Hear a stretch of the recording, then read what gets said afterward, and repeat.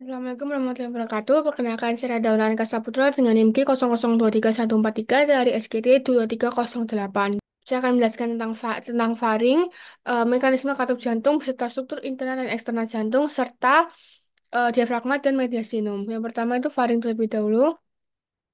Untuk faring itu dia merupakan saluran muskulomembranosa dengan panjang 12 sampai 14 cm yang eh, dia menghubungkan kavitas nasalis dan kavitas oris dengan laring dan esofagus. Dia ada tiga bagian. Yang pertama adalah pars nasalis. Dia berada di posterior dari cavum nosis. Cavum nasis dia untuk skeletopusnya di vertebra cervical 1 sampai 2. Berikutnya ada orofaring, di mana orofaring ini dia terletak di posterior dari cavum oris. Dia berada di vertebra cervicalis 2 sampai 3. Berikutnya itu ada laryngofaring. Dia berada di posterior laring. Dia dengan skeletopus 3 sampai 5. Berikutnya itu ada tadi untuk penjelasan lebih lanjutnya. Tadi kan untuk nasofaring itu dia fungsi utamanya untuk respirasi karena dia berada di posterior dari kafum nasi, berarti dia ada struktur yang menghubungkannya yaitu adalah koana. Di sini ada koana yang menghubungkan antara kafum nasi dengan si nasofaring. Berikutnya ada optae di sini. Optae itu merupakan ostium pharyngeal tuba auditiva. Dia menghubungkan kavitas nasi dengan kavitas timpanika dari telinga. Berikutnya itu ada torus tubarius, dia berada di superior dan posterior dari optae. Berikutnya ada Tophus levatorius. Tophus levatorius di sini dia berada di inferior dari optae yang dia keberadaannya didukung oleh musculus levator veli palatini. Berikutnya di sini ada tonsilla pharyngeal atau tonsilla adenoid, di mana ketika dia mengalami pembesaran akan mengalami hipertrofi adenoid. Lalu dia ada recessus pharyngeus di sebelah sini, dia berada di dorsal dari torus tubarius. Ketika ada unsur limfoid di recessus pharyngeus ini, maka disebut juga tonsilla tubaria. Eh, Berikutnya itu lanjut ke orofaring. Orofaring kan dia ada di posterior dari cavum oris. Berarti ada struktur yang menghubungkannya, yaitu di sini adalah isthmus faucium. Pertama ada arcus palatoglossus. Dia ada di anterior dari fossa tonsillaris. Berikutnya ada pharyngeus. Dia berada di arcus palatopharyngeus. Itu berada di posterior dari fossa tonsillaris. Di mana fossa tonsillaris sendiri dia berada di mana fossa tonsillaris sendiri merupakan cekungan di antara arcus palatoglossus dengan arcus palatopharyngeus yang dia ditempati oleh tonsilla palatina.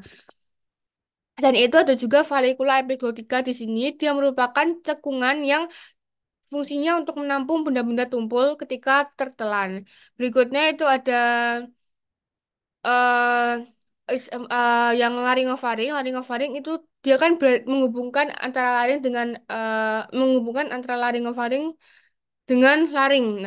Nah, dia ada strukturnya yaitu di sini ada aditus laringis. Jadi si laring ini dia berada di posterior dari laring.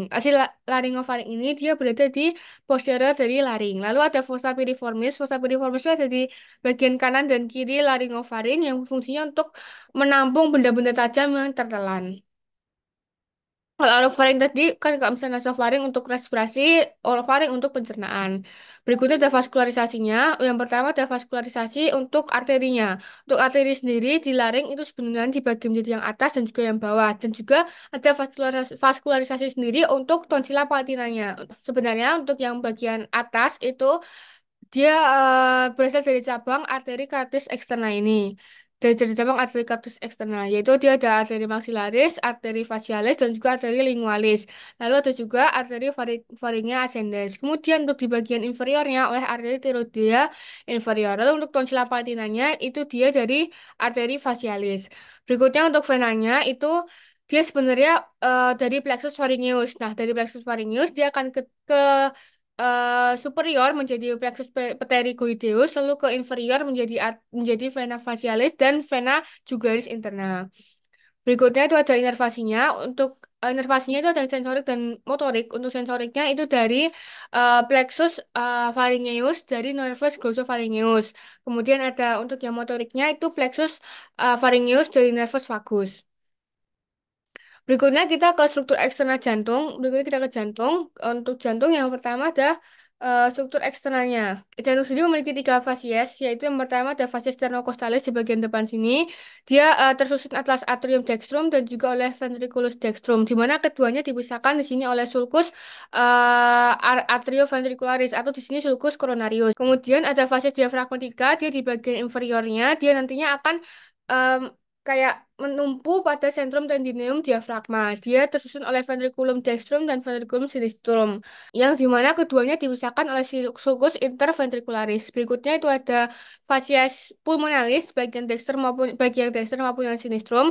Tapi nantinya kan dia kan akan menonjol pada pulmo kan, maka dia akan membentuk impresio kardiaka pada pulmo. Tetapi untuk impresio kardiaka yang sinistrum itu akan lebih dalam dibandingkan yang dextrum karena kan jantung itu condongnya ke kiri. Jantung sendiri kan memiliki empat ruangan, yaitu ada atrium dextrum, ventriculum dextrum, atrium sinistrum, dan juga ventriculum sinistrum. Ini ya, atrium sinistrum dan ventriculum sinistrum.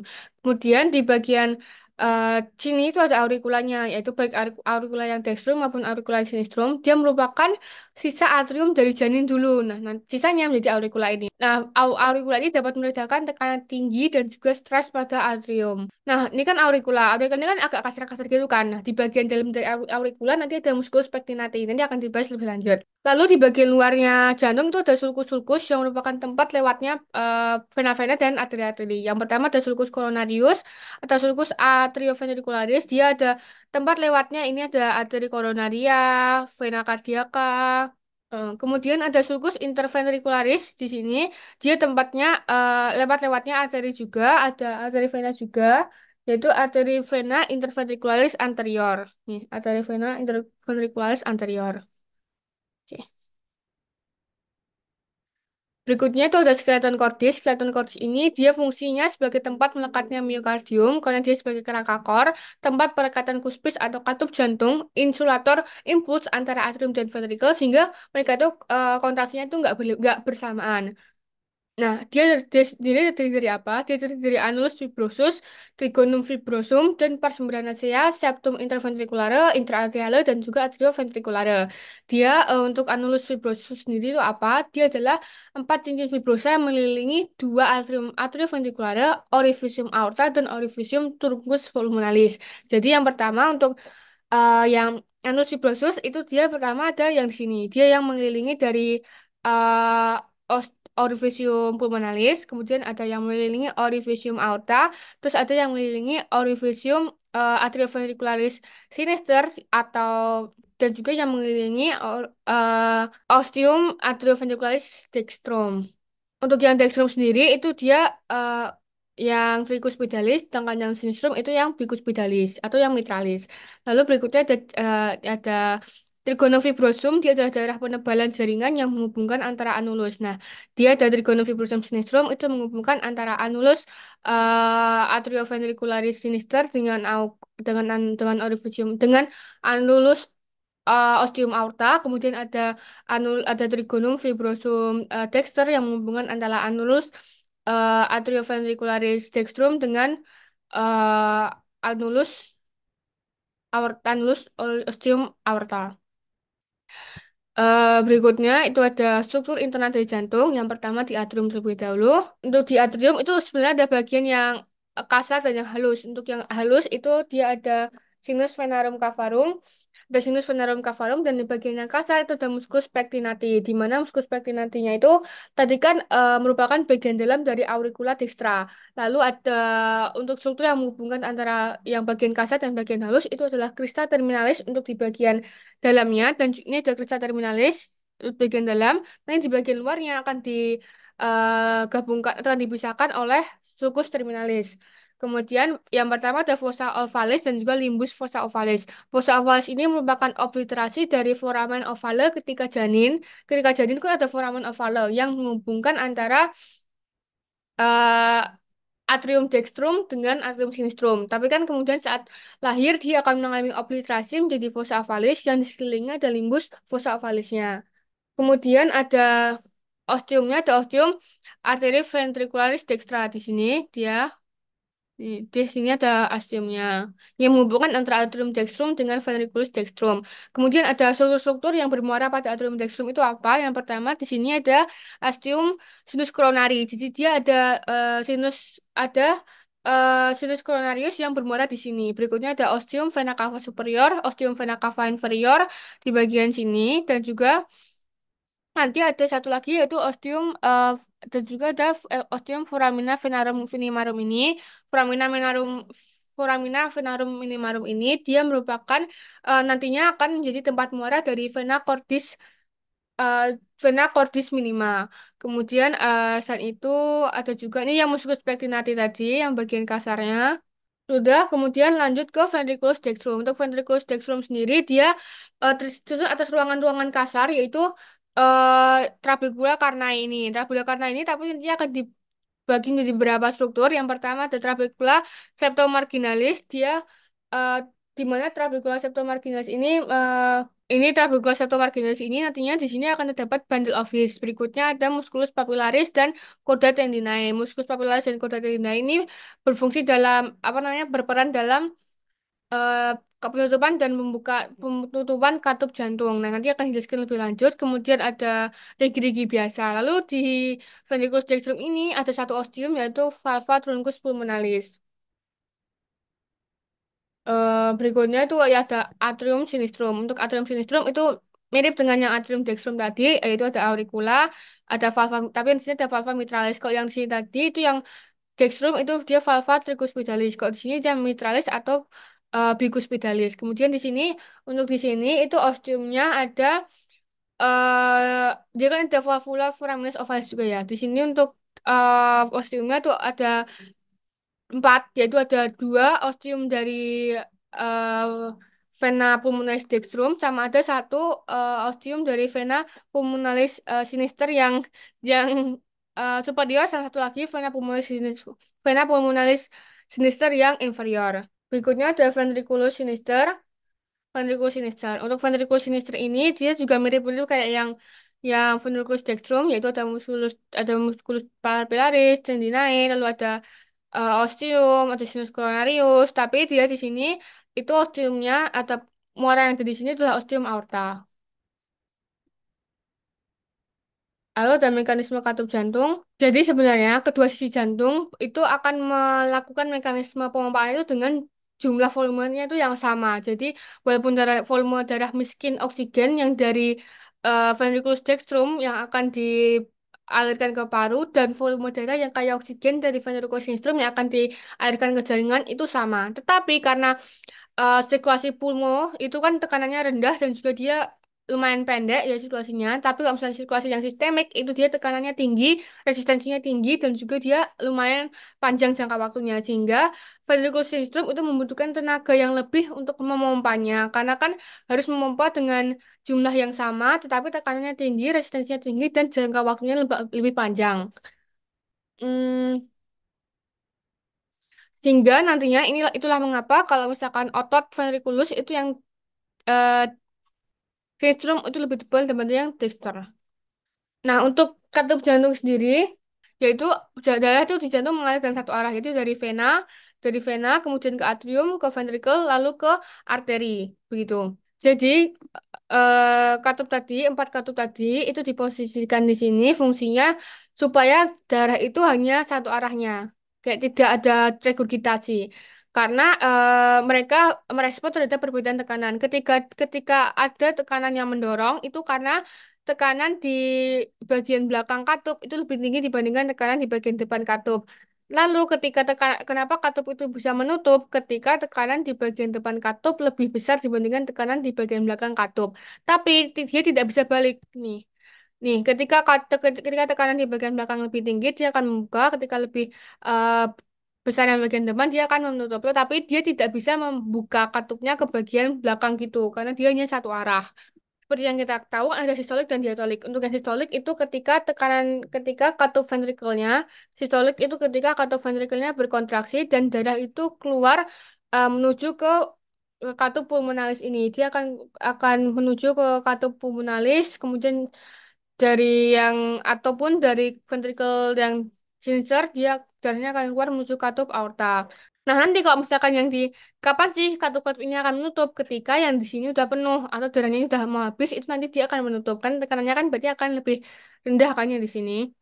Lalu untuk diastol itu ketika ventrikelnya relaksasi dan mengalami pengisian darah dari atrium. Jadi ketika tekanan yang itu lebih rendah dibandingkan atrium. Jadi darahnya itu masuk ke ventrikel kayak gini. Lalu kalau misalnya dia udah mulai penuh, dia sendiri akan menutup secara otomatis. Ketika ventrikel, jadi secara detailnya, ketika si ventrikel relaksasi, maka kuspisnya ini akan lemas. Ketika lemas, berarti kan kedua valvanya ini kan terbuka kan. Kedua valva atrioventrikular ini terbuka sehingga darah dari atrium akan masuk ke ventrikel. Ketika dari di ventrikelnya penuh, maka dia katupnya akan terdorong ke sini, akan terdorong dan akan tertutup. Lalu koda tendina dan musculus papillaris ini kan koda tendinae, ini musculus papillarisnya, dia akan menegang. Gimana sih? eh, Mekanisme kerja dari kontak tendinnya dan muskulus papillaris ini, mereka itu berperan dalam penutupkan katup. Jadi ketika penuh sebelum ventrikel itu kontraksi, maka muskulus papillarisnya akan berkontraksi sehingga akan berkontraksi gini sehingga koda tendinnya itu menegang. Bentar, ada gambarnya sepertinya. Nih, jadi koda tendinnya itu akan menegang. Ini kan kayak gini ya lah. Ini dia akan menegang dan menarik kedua kuspis. Jadi kuspisnya itu akan tertutup. Ini kan membuka, dia akan ditarik kuspisnya, jadi dia akan tertutup. Nah, jadi muskulus papillaris ini dalam peran jantung normalnya dia akan membantu menjaga fungsi jantung normal, membantu mencegah kebocoran melalui katup arteri ventrikalis itu kayak regurgitasi dan juga sudah.